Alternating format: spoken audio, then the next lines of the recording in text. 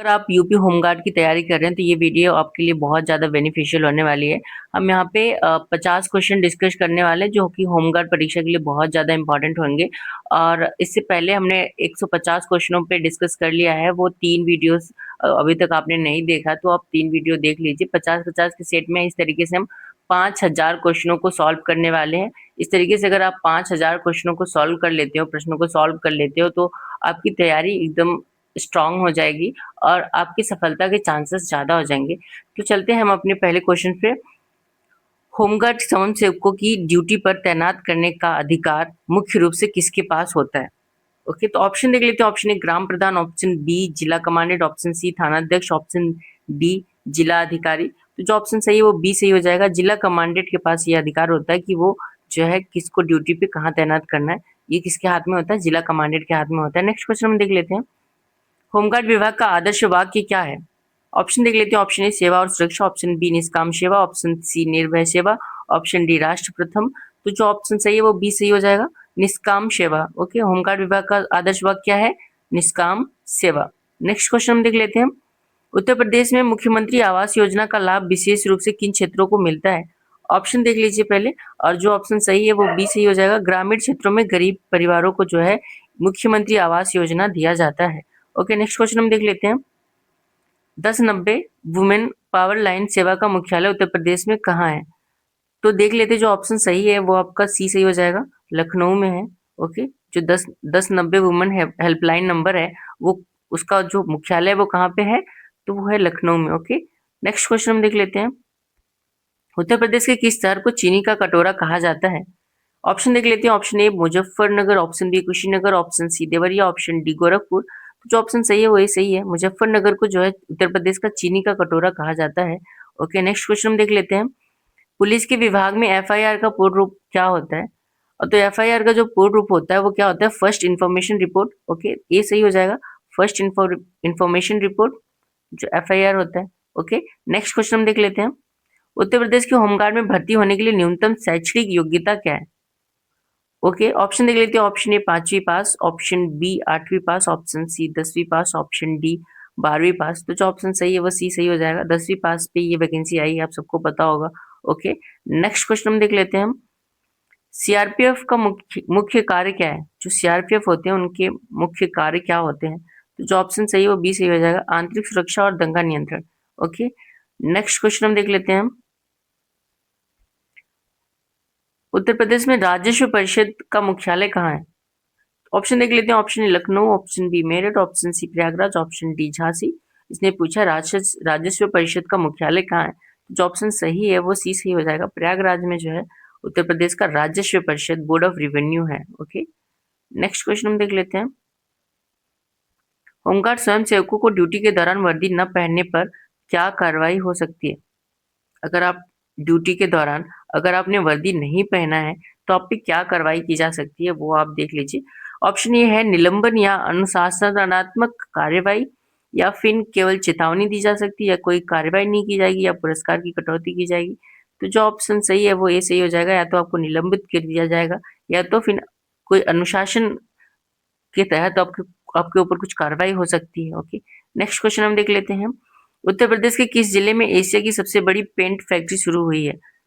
तो जो ऑप्शन सही है वो बी सही हो जाएगा, संडीला हरदोई में जो है ये फैक्ट्री शुरू हुई है। कहाँ हुई है? हरदोई में। ठीक है, एशिया की सबसे बड़ी पेंट फैक्ट्री है। ओके, नेक्स्ट क्वेश्चन देख लेते हैं। नारकोटिक्स कंट्रोल ब्यूरो जिसको जिसका जिसको हम एनसीबी कहते हैं, एनसीबी का फुल फॉर्म क्या होगा? नारकोटिक्स कंट्रोल ब्यूरो का मुख्य कार्य क्या है? तो ऑप्शन देख लेते हैं। ऑप्शन ए तस्करी रोकना, ऑप्शन बी नशीली दवाओं को के अवैध व्यापार पर रोक, ऑप्शन सी भ्रष्टाचार रोकना, ऑप्शन डी आतंकवाद रोकना। तो जो ऑप्शन सही है वो बी सही हो जाएगा, चाहे नशीली दवाओं के अवैध व्यापार पर रोक लगाता है।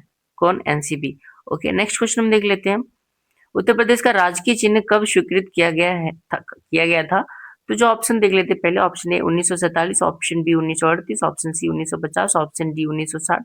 तो जो ऑप्शन सही है वो बी सही हो जाएगा। 1938 में जो है उत्तर प्रदेश का राजकीय चिन्ह जो है स्वीकृत किया गया था, 1938। ओके, नेक्स्ट क्वेश्चन हम देख लेते हैं।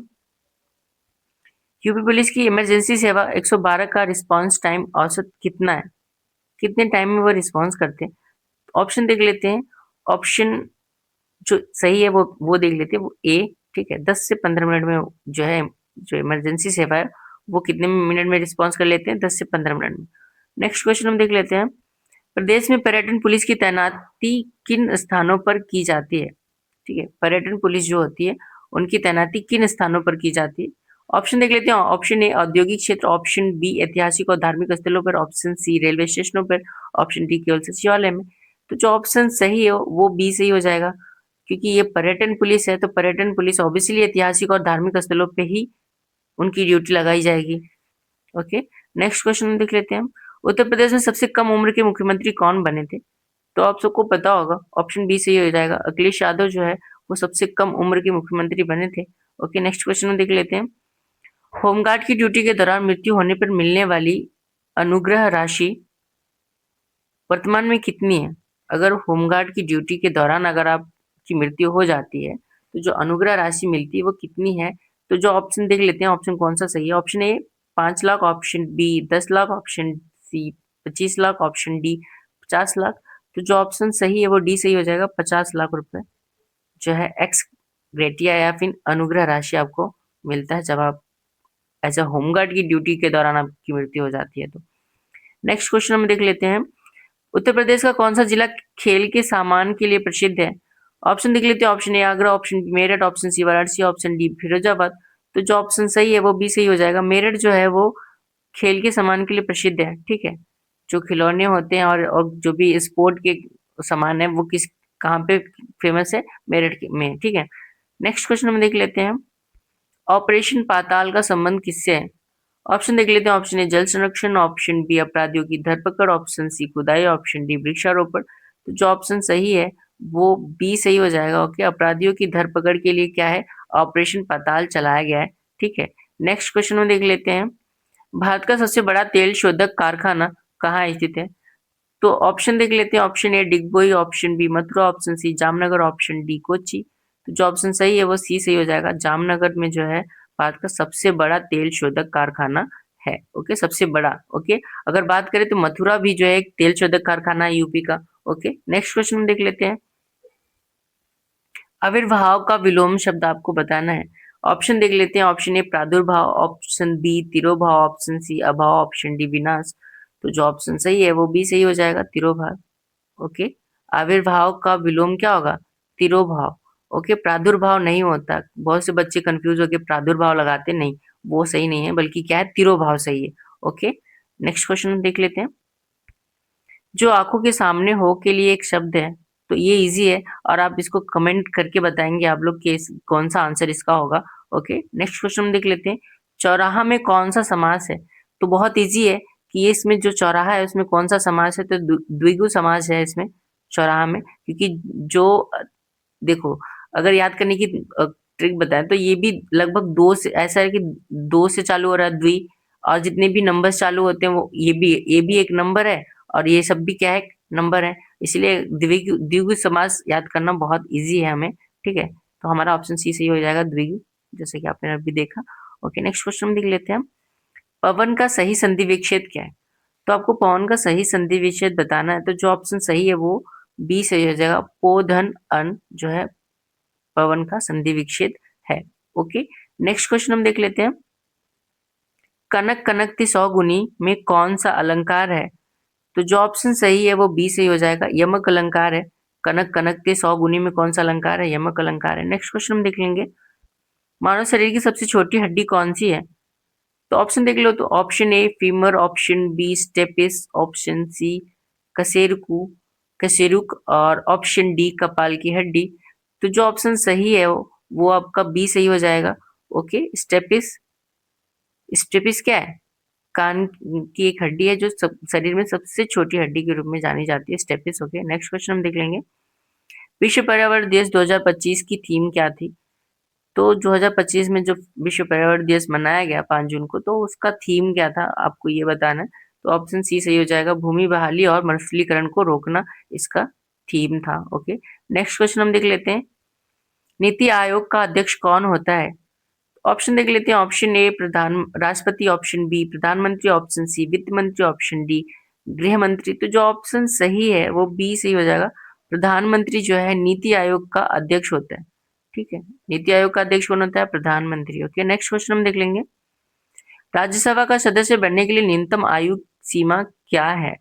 ऑप्शन देख लीजिए। ऑप्शन ए 25 वर्ष, ऑप्शन बी 30 वर्ष, ऑप्शन सी 35 वर्ष, ऑप्शन डी 18 वर्ष। जो ऑप्शन सही है वो बी सही हो जाएगा, 30 वर्ष। ओके, राज्यसभा का सदस्य बनना है तो आपकी उम्र कितनी होनी चाहिए? 30 वर्ष होना चाहिए। अगर लोकसभा की बात करता तो आपकी उम्र कितनी होनी चाहिए थी न्यूनतम? तो 25 साल। ठीक है, अगर लोकसभा की बात करता तो कितना न्यूनतम उम्र होनी चाहिए थी आपकी? 25 साल। ओके, और राज्यसभा के लिए आपको 25 राज्यसभा के लिए 30 साल होना चाहिए और लोकसभा के लिए 25 साल। ओके, नेक्स्ट क्वेश्चन हम देख लेते हैं। भारत छोड़ो आंदोलन कब शुरू हुआ था? ऑप्शन देख लीजिए। Option A 1942, option B 1930, option C 1920, 19 और ऑप्शन डी 1919। तो जो ऑप्शन सही है ए सही हो जाएगा। 1942 से जो है भारत छोड़ो आंदोलन की शुरुआत हुई थी। ओके, नेक्स्ट क्वेश्चन हम देख लेते हैं। शुद्ध वाक्य इसमें पहचानना है और जहां तक मुझे लगता है ये भी आंसर बहुत इसका इजी है। ठीक है, आप इसको कमेंट बॉक्स में आंसर देंगे हम 31 वाला। ओके, नेक्स्ट क्वेश्चन हम देख लेते हैं। तर्डी का पर्यायवाची आपको बताना है। ओके, किसका? तर्णी का पर्यायवाची बताना है। तो जो ऑप्शन सही हो जाएगा वो क्या हो जाएगा? ए। ओके, तर्णी का जो पर्यायवाची है वो क्या है? सूर्य। ठीक है, नेक्स्ट क्वेश्चन हम देख लेते हैं। अंधा क्या चाहे दो आंखें। अब इस मुहावरे का अर्थ आपको बताना है। तो जो ऑप्शन देख लीजिए पहले। ऑप्शन ए अंधा व्यक्ति देखना चाहता है, ऑप्शन बी इच्छित वस्तु की प्राप्ति होना, ऑप्शन सी बहुत मेहनत करना, ऑप्शन डी धोखा खाना। तो जो ऑप्शन सही है वो बी सी हो जाएगा, इच्छित वस्तु की प्राप्ति होना। जिस वस्तु की इच्छा हो और वो प्राप्त हो जाए उसी को कहेंगे कि अंधा क्या चाहे दो आंखें। ओके, नेक्स्ट क्वेश्चन हम देख लेते हैं। अंधकार का सही विलोम शब्द आपको बताना है। ओके, तो इजी है। अंधकार का जो विलोम होगा वो क्या होगा? प्रकाश होगा। ओके, नेक्स्ट क्वेश्चन हम देख लेते हैं। पृथ्वी का पर्यायवाची शब्द नहीं है, इसमें से आपको बताना है कि पृथ्वी का कौन सा पर्यायवाची नहीं है। ओके, तो इला भी पृथ्वी की पर्यायवाची है और अवनी भी है, मेदिनी भी है। बी बी नहीं है। ओके, तो बी हमारा आंसर सही हो जाएगा। ओके, नेक्स्ट क्वेश्चन हम देख लेते हैं। सौर मंडल का सबसे बड़ा उपग्रह कौन सा है? ऑप्शन देख लेते हैं। ऑप्शन ए चंद्रमा, option B Titan, option C Ganymede, option D Phobos. तो जो ऑप्शन सही है वो सी सही हो जाएगा आपका। ओके, गैनीमेड जो है वो सौरमंडल का सबसे बड़ा उपग्रह है। टाइटन जो है वो शनि का सबसे बड़ा उपग्रह है, पर गैनीमेड क्या है? सौरमंडल का सबसे बड़ा उपग्रह है। ओके, नेक्स्ट क्वेश्चन देख लेते हैं। हीराकुंड बांध किस नदी पर बना है? तो ऑप्शन देख लेते हैं। Option A Ganga, option B Krishna, option C Mahanadi, option D Kaveri. तो जो ऑप्शन सही है वो सी सही हो जाएगा, महानदी पे बना है। ओके, नेक्स्ट क्वेश्चन हम देख लेते हैं। डिस्कवरी ऑफ इंडिया के लेखक कौन है? अब आपको बताना है कि डिस्कवरी ऑफ इंडिया के लेखक कौन है। Option A Mahatma Gandhi, option B Jawaharlal Nehru, option C Sardar Patel, option D Rabindranath Tagore. तो जो ऑप्शन सही है वो बी सही हो जाएगा। जवाहरलाल नेहरू ने जो है डिस्कवरी ऑफ इंडिया की को लिखा था और ये जब जेल में थे तब इन्होंने इस पुस्तक को लिखा था। ओके, नेक्स्ट क्वेश्चन हम देख लेते हैं। मलेरिया किस मच्छर के काटने से होता है? ऑप्शन देख लेते हैं। जो ऑप्शन सही है वो देख लेते हैं हम। ऑप्शन बी सही हो जाएगा, मादा एनोफिलीज के कारण जो है मलेरिया होता है। कौन सी मच्छर काटने के कारण? मादा एनोफिलीज के काटने के कारण जो है मलेरिया होता है। नेक्स्ट क्वेश्चन हम देख लेते हैं। भारत का राष्ट्रीय खेल दिवस कब मनाया जाता है? ऑप्शन देख लेते हैं। ऑप्शन ए 29 अगस्त, ऑप्शन बी 15 अगस्त, ऑप्शन सी 26 जनवरी, ऑप्शन डी 5 सितंबर। तो जो ऑप्शन सही है वो ए सही हो जाएगा। 29 अगस्त को जो है भारत का राष्ट्रीय खेल दिवस मनाया जाता है। नेक्स्ट क्वेश्चन हम देख लेते हैं। भारतीय संविधान का हृदय और आत्मा किसे कहा जाता है? तो जो ऑप्शन सही है वो बी सही हो जाएगा। संवैधानिक उपचारों का अधिकार जो है डॉक्टर बी आर अम्बेडकर ने जो है संवैधानिक उपचारों के अधिकार को क्या कहा था? भारतीय संविधान का हृदय और आत्मा कहा था। ओके, नेक्स्ट क्वेश्चन हम देख लेते हैं। आईपीएल 2026 का आयोजन किस देश में होना प्रस्तावित है? तो जो ऑप्शन सही है वो ए सही है। ऑब्वियसली जो आईपीएल होता है वो कहाँ होता है? भारत में ही होता है। ओके, नेक्स्ट क्वेश्चन हम देख लेते हैं। रीजनिंग का क्वेश्चन देख लेते हैं। यदि वाटर को XBUFS लिखा जाए तो फायर को क्या लिखा जाएगा? तो हम लोग देख लेते हैं इसमें क्या अंतर है। अगर W के बाद X आता है, A के बाद B आता है, T के बाद U आता है और E के बाद F आता है और R के बाद S आता है। एक एक करके ऐसे आ रहा है। तो अब इस तरीके से एफ के बाद क्या आता है, जी आता है। ओके, इसके बाद एफ के बाद जी आता है। आई के बाद क्या आता है, आई के बाद जे आता है। ओके, और आर के बाद क्या आता है, आर के बाद एस आता है। और ई के बाद क्या आता है, ई के बाद एफ आता है। ओके, तो जो ऑप्शन सही है वो सी सही हो जाएगा इस तरीके से, जी जे एस एफ। ओके, ये हमारा आंसर सही हो जाएगा। ओके, नेक्स्ट क्वेश्चन देख लेते हैं हम।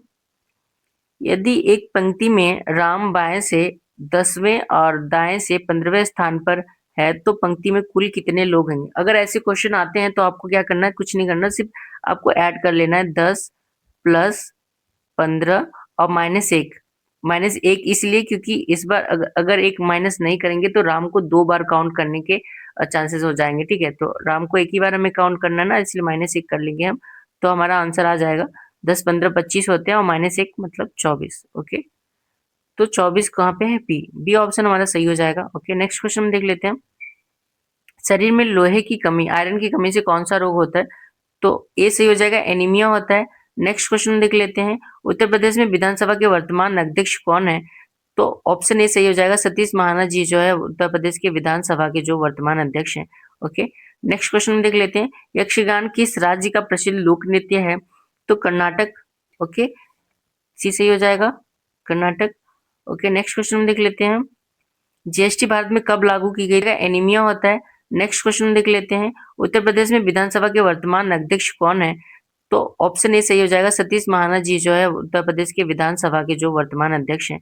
ओके, नेक्स्ट क्वेश्चन देख लेते हैं। यक्षगान किस राज्य का प्रसिद्ध लोक नृत्य है। तो कर्नाटक। ओके, सी सही हो जाएगा, कर्नाटक।